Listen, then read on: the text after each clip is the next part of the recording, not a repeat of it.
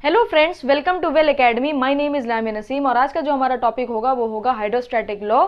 आई hope आपको previous videos अच्छी लगी होंगी। चैप्टर 1 मैंने कंप्लीट कर दिया। अगर आपने वो नहीं देखा है तो जाके प्लीज देखिए और चैनल को सब्सक्राइब करना एकदम मत भूलिएगा ताकि आपको मेरी वीडियोस रेगुलरली मिलती रहें।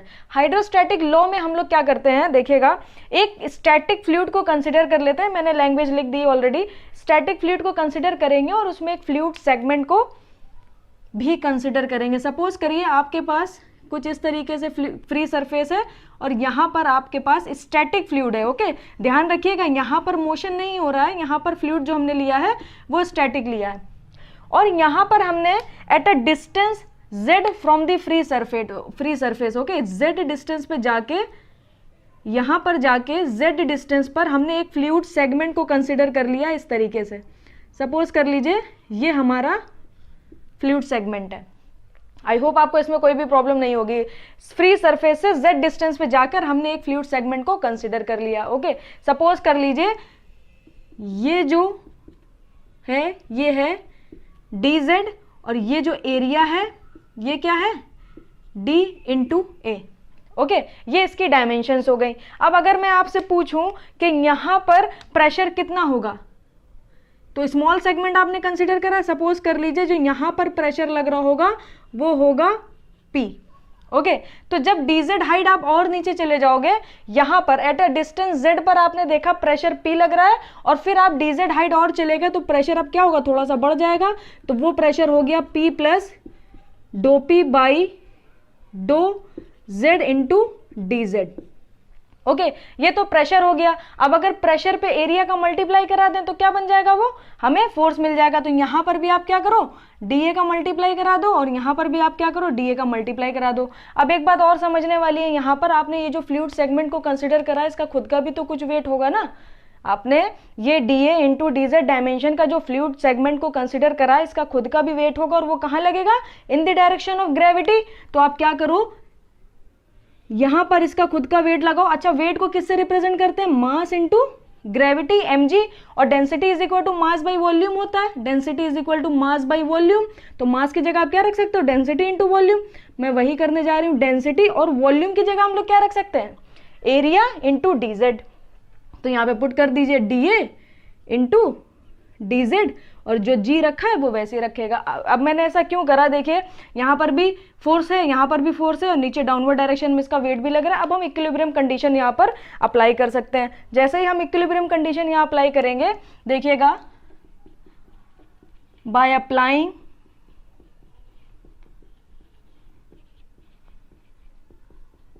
Equilibrium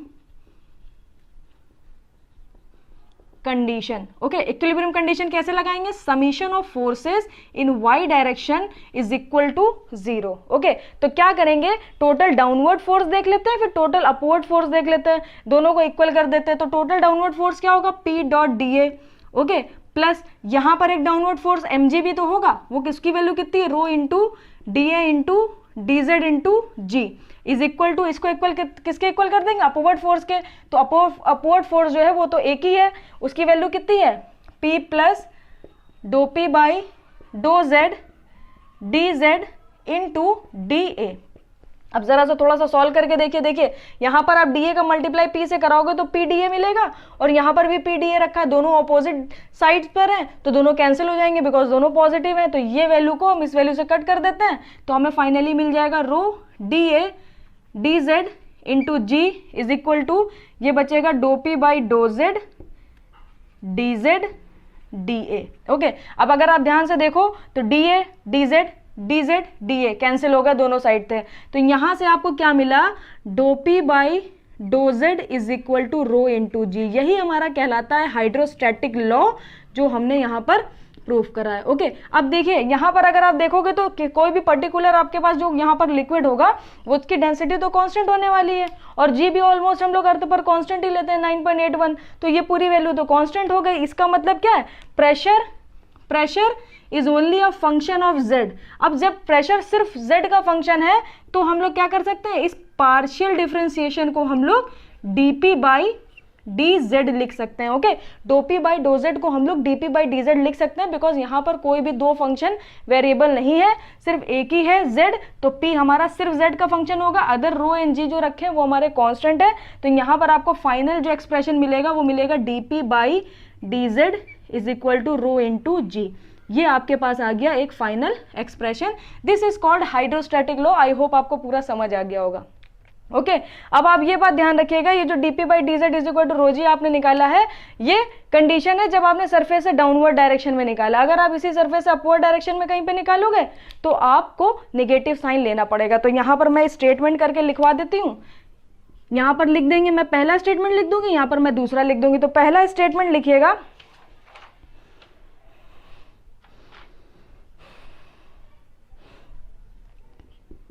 if z measured only in downward direction, okay, if z is measured only in downward direction, then dp by dz is equal to rho into g.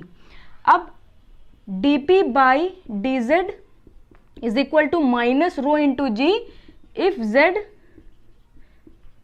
measured in upward direction. Okay, तो ये बात आप ध्यान रखिएगा जो मैंने आपको बताई। अब उसके बाद कुछ ऑब्जर्वेशन है, प्रेशर को हमें देखना है, प्रेशर किस तरीके से वेरी करेगा। देखिए यहाँ पर आपको जो इक्वेशन मिली है वो मिली है D P by D Z देख लीजिए, चाहे DP by D Z is equal to rho G देख लीजिए। यहाँ पर आपको दो कंडीशंस मिल सकती हैं। पहली कंडीशन आपको मिल सकती है या तो डेंसिटी कांस्टेंट हो जाए, इसका मतलब क्या, इनकम्प्रेसिबल फ्लूइड हो जाए, तब आपको देखना है प्रेशर किस तरीके से वेरी कर रहा है, या तो डेंसिटी हमारी वेरिएबल हो जाए, इट मीन्स कंप्रेसिबल फ्लूइड आपके पास हो जाए, तब प्रेशर किस तरीके से वेरी करेगा। तो देखिएगा, उसको मैं आपको दिखाती हूँ। फर्स्ट केस यहां पर हमारा बनेगा फॉर इनकम्प्रेसिबल फ्लूइड। ओके, अभी हम बात करेंगे फॉर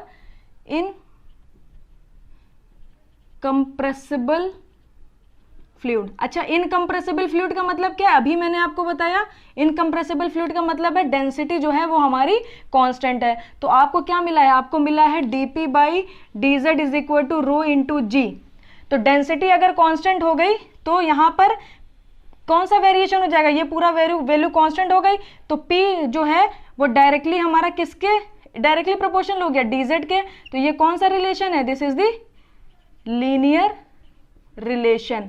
ओके, अगर आप यहां पर देखो तो प्रेशर आपको मिलेगा रो इंटू जी इंटू जेड। ओके, ये देखिए आपको क्या मिलेगा, लीनियर रिलेशनशिप मिलेगा। इसका मतलब फॉर इनकम्प्रेसिबल फ्लूइड, अगर फ्लूइड हमारा इनकम्प्रेसिबल है तो प्रेशर वेरी करता है लीनियरली। ओके, अब दूसरा देखिएगा, सेकंड आपको कंडीशन दिखाते हैं। सेकंड हमारा क्या होगा, फॉर कंप्रेसिबल फ्लूइड। अगर मैं कंप्रेसिबल फ्लूइड की बात करूं तो डेंसिटी हमारी क्या हो जाएगी, density does not equal to constant. तो आपके पास जो फॉर्मूला है वो है dp by D Z is equal to rho into G. Okay, अब यहां पर आप ध्यान करो, P आप एक इक्वेशन पढ़ते हो, PV is equal to MRT, क्योंकि लिक्विड के केस में तो डेंसिटी हमारी कांस्टेंट होती है, लिक्विड्स आर इनकम्प्रेसिबल, गैसेज ही हमारे कंप्रेसिबल होते हैं। तो यहाँ पर मैंने ये इक्वेशन देखी, मास बाई वॉल्यूम होता है डेंसिटी, तो यहाँ से डेंसिटी की वैल्यू निकलेगी P upon R into T. Mass by volume को डेंसिटी कर दीजिए, P अपॉन RT, रो की जगह आप रख सकते हो। तो यहाँ पर जरा पुट करिए तो आपको मिल जाएगा dP by D Z is equal to P upon RT into G. अब यहां पर आप क्या कर सकते हो, dp बाई पी का इंटीग्रेशन कर सकते हो और यहां पर g upon R T D Z. Okay, अब देखिए जब z इज इक्वल टू 0 होगा, ध्यान दीजिएगा जरा, यहां पर भी इंटीग्रेशन कर रहे हैं, जब z 0 है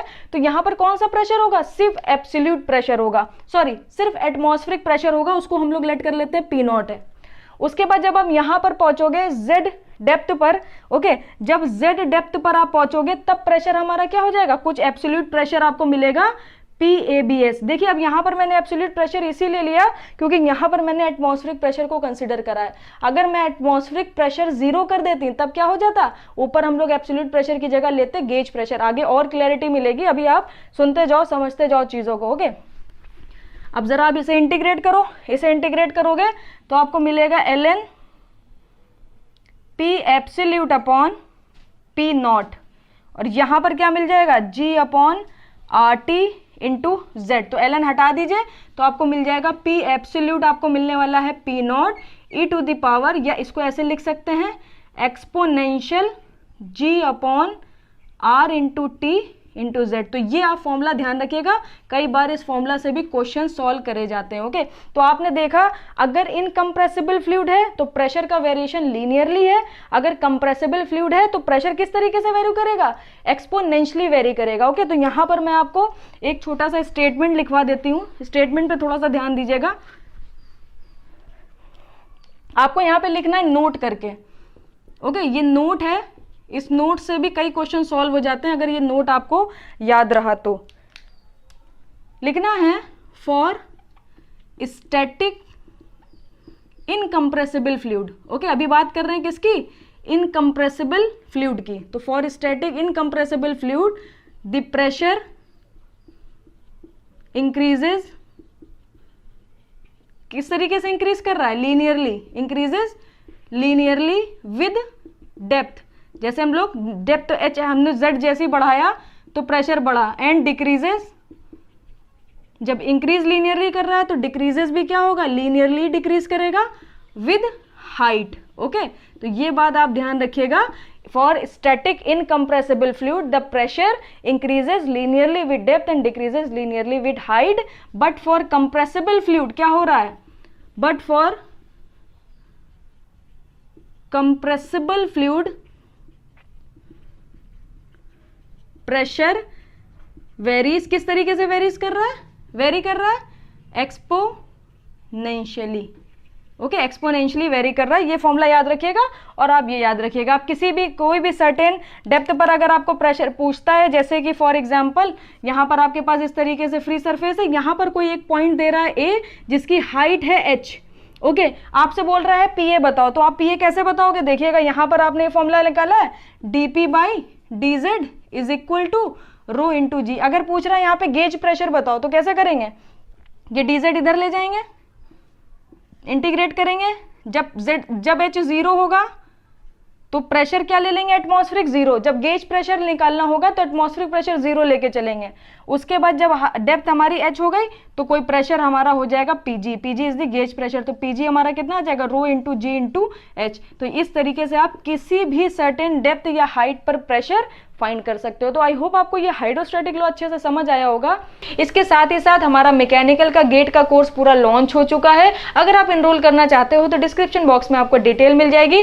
नेक्स्ट वीडियो में हम लोग डिस्कस करेंगे मैनोमीटर्स, काफी अच्छे से डिस्कस करेंगे, पीजोमीटर देखेंगे, टाइप ऑफ मैनोमीटर देखेंगे, उसके बाद मेथड्स देखेंगे कि किस तरीके से मैनोमीटर के क्वेश्चंस को सॉल्व कराते हैं। इसमें अगर कोई प्रॉब्लम लगी हो तो कमेंट करना बिल्कुल मत भूलिएगा। आई होप सारी चीजें समझ आई होंगी, नहीं आई तो भी कोई बात नहीं, कमेंट के माध्यम से आप मुझसे पूछ सकते हो। मैं मिलूंगी आपसे नेक्स्ट वीडियो में। Thank you so much, like करिएगा, शेयर करिएगा, सब्सक्राइब करिएगा।